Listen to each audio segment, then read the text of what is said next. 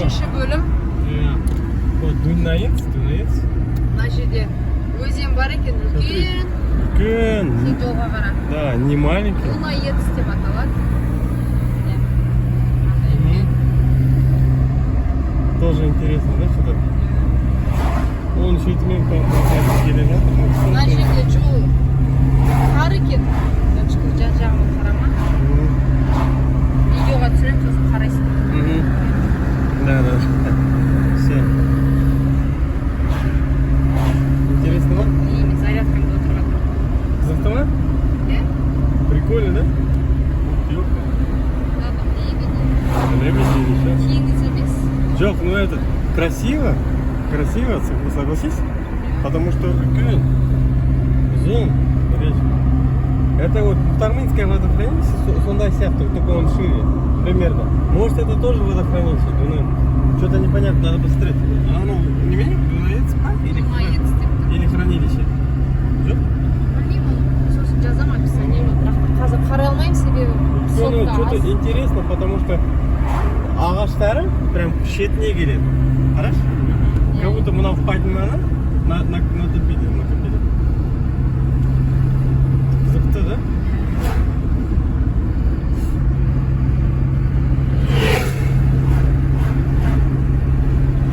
Болған ба сондай нәрсе? Дальнобойщиктар, ауыр машиналар, ауыр көліктер. Көп жүреді екен мына жерде. Дамба, да? Вот если паром. Иә, паром. Осындай Дунаец деген өзенді өтіп барамыз. Атын нақты описанияға жазамын. Қателесетін шығармын.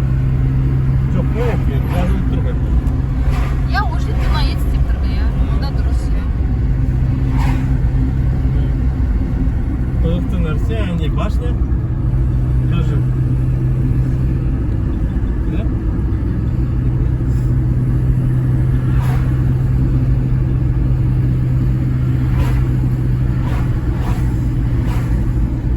Замик Тропсин, бірдеме сондай.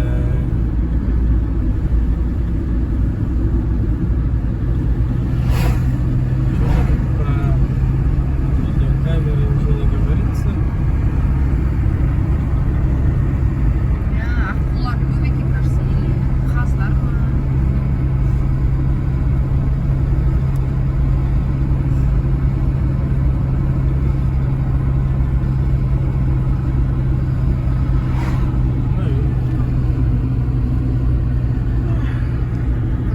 Ұйқымыз қанған жоқ, себебі сағат 7:30-да тұрдық.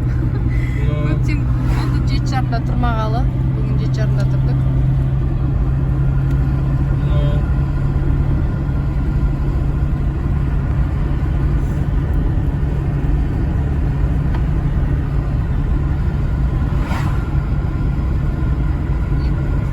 Үшінші бөлімнің соңы.